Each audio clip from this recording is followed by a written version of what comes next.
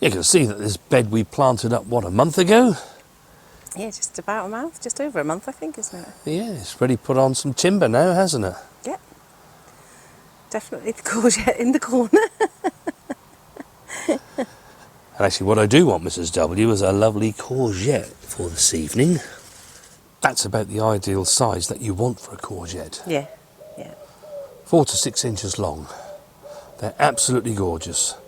And when we have our tea a little bit later, in about an hour's time, I'm going to actually have some lovely courgette and shallots that I also picked from the garden today. It's going to be a lovely side accompaniment to our evening meal. Now in today's video, it's the next part of our melon grow along.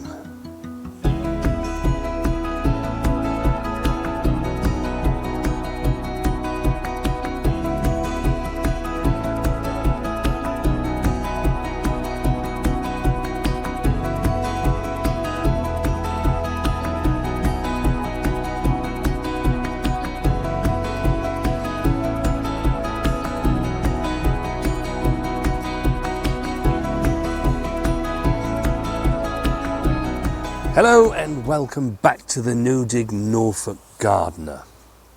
It's the 25th of June today. It's about 7 p.m. in the evening and it's really quite pleasant. What a change from the video we put out just over a week ago. I'll take you back 2 weeks ago. Our overnight temperatures were 3.2 degrees, 2.6 degrees, 0, 4.8. You get where I'm going with this. It has been unusually cold, wet, very little sunlight here on our Norfolk Newdig garden. I can tell you that ever since the start of the year, for most of the weeks, our average temperature has been 3 to 6 degrees lower than it normally would be. Normally by mid to late May, we can confidently say temperatures are 10 degrees overnight, and they're not going to go below that now until late September, early October. But it's not been so this year. And so hence you can see our melons are not doing as well as perhaps they should be. They're growing. These two in the middle are not doing quite so well, are they? No, they're the Blenheim Orange and they've seemed to be a bit slower going. Yeah, and they are a heritage variety. Yeah. But you see the others are starting to pick up now that we've had a week's worth of temperatures. I mean, it's been 28, 29 degrees Celsius by day. It only got down to 12 degrees Celsius. It's currently 22.3, and the hottest it got in here today was 38.5. That's much better for the melons. But for the 2 weeks previous and the week before that, it really has been really quite cold. And the distinct lack of sunshine, that's really what it is, isn't it? Yeah. You think, where has the sun gone? Why is it so dull? You can probably see that in the rest of this polytunnel, everything is growing quite nicely. Well, let me tell you, tomatoes don't need the hot temperatures that melons do. In fact, when it gets too hot for tomatoes, that's when they start to curl their leaves up and think, I don't really like this. And actually, we can see the difference between these tomatoes and the ones that are in the greenhouse, can't we? Yeah, yeah. Because the greenhouse temperatures are roughly 5 to 6 degrees warmer, aren't they? Mm-hmm. So instead of 38 degrees as the top temperature as it was in here, it was over 40 in there, wasn't it? 42 point something today, yeah. So yeah. And those tomatoes are not as advanced as these, or looking anything as good.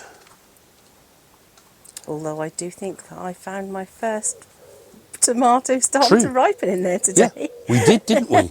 We saw the first sun gold tomato there in the greenhouse. When was it? May, second week in May, something like that, that we put these into these final growing positions. Yes.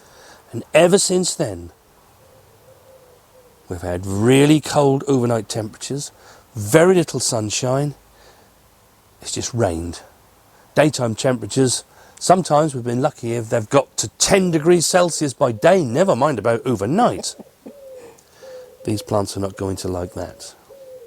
The other thing that's different about the greenhouse to here is the greenhouse, we have, mulched that quite solidly every year since we've lived here, which this year is 10 years. So, and we haven't been able to do that up here. This was the very last bed that we opened up. It was. And there was a big conker tree growing and quite badly just behind where we put this. So it's probably, the soil probably needs a little bit more. We have heard that melons like to have looser soil, haven't we? Yes, yeah. The thing is, there is so much conflicting advice out there. Whatever you read, somebody else will tell you to do something different. So, in all honesty, folks, I think it's probably going to take 2 or 3 growing seasons, and we're going to continue to grow melons. And then we should be able to make a video with a definitive guide of how to grow your melons. But you want to know what to do next.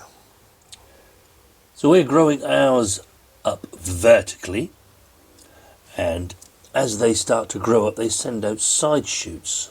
And on these side shoots, you want 7 to 9 leaves to appear before you pinch the tips out. And then that will encourage the flowering to give you melons.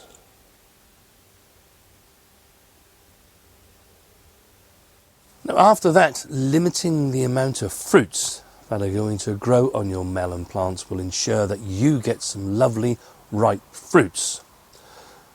Myself and Mrs. W are hoping that this lovely warm weather that we're seeing now is going to continue over the next few weeks, and that these will start to catch up. And really, on each melon plant, you only want to have 4 side shoots.